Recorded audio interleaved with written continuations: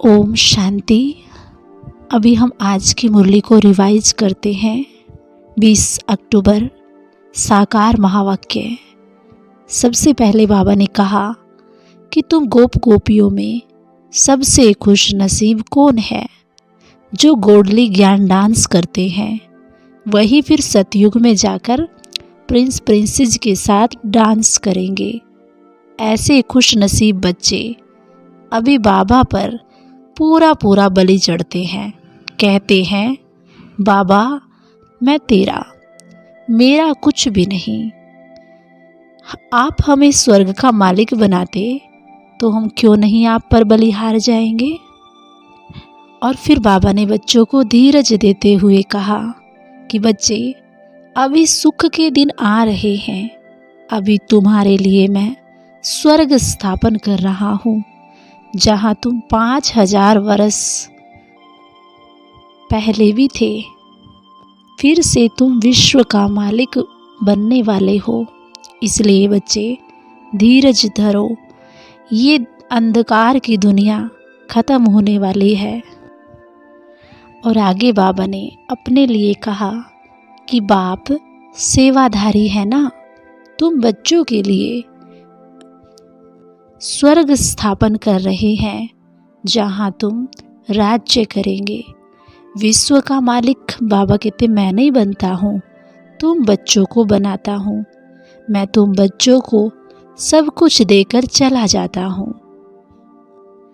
तुम तो ब्रह्मांड के भी मालिक बनते हो और विश्व का भी मालिक बनते हो।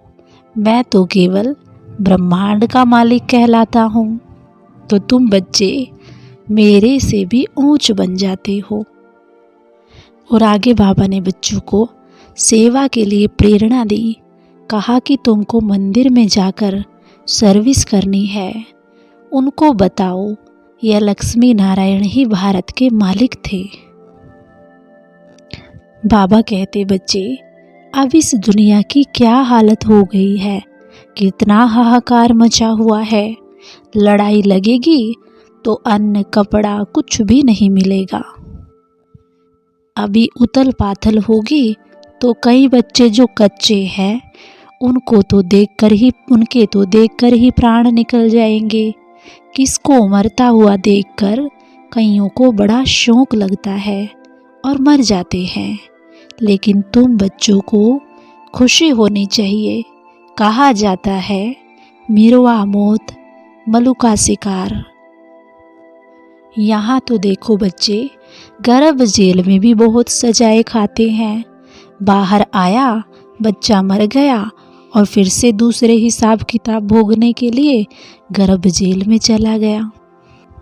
और आगे बाबा ने बिच्छू का मिसाल देते हुए कहा कि बच्चे डरो नहीं, सेवा करो। देखो पत्थर है तो डंक नहीं लगाओ, लेकिन ट्राई करनी चाहिए हर पल। कोशिश करते करते एक दिन सफल हो ही जाएंगे। ज्ञान योग की ताकत अपने में भरनी है, नए नए आइडिया निकालने हैं, सबको निमंत्रण देना है। और फिर बाबा ने सबसे ऊंचा धंधा बताया कि वैसे दुनिया में सबसे ऊंचा ज्वाहरातों का धंधा है, और उनसे भी ऊंचा ये अविनाशी ज्ञान रत्नों का धंधा है। और आगे वरदान में बाबा ने बहुत सुंदर बात हम बच्चों को समझाई। बाबा कहते ये बहानेबाजी का खेल समाप्त करो।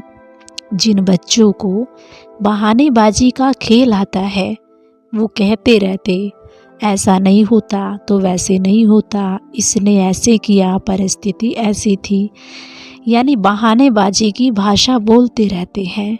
और बाबा कहते बच्चे दृढ़ प्रतिज्ञा करो कि मुझे बाप जैसा बनना है। दूसरा सहयोग दे तो मैं बनूं, ऐसा नहीं।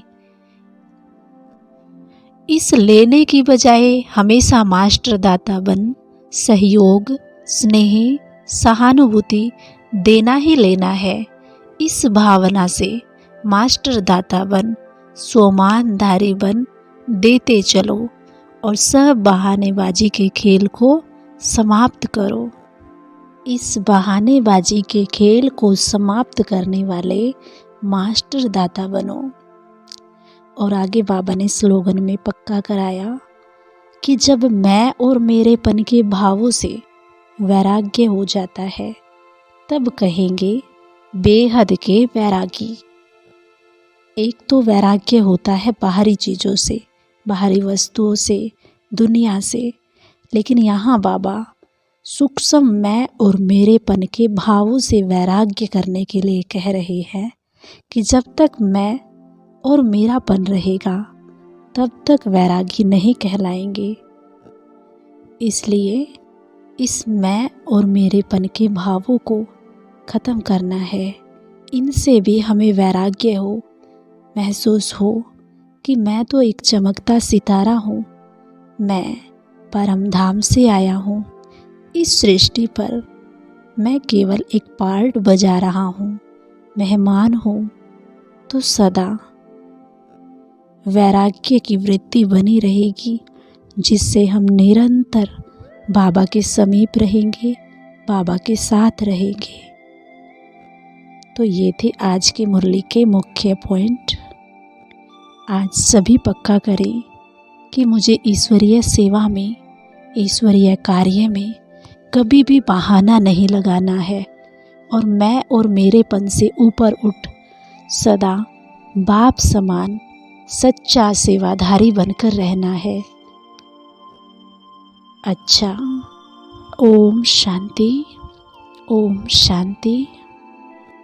Good morning, happy morning, healthy morning.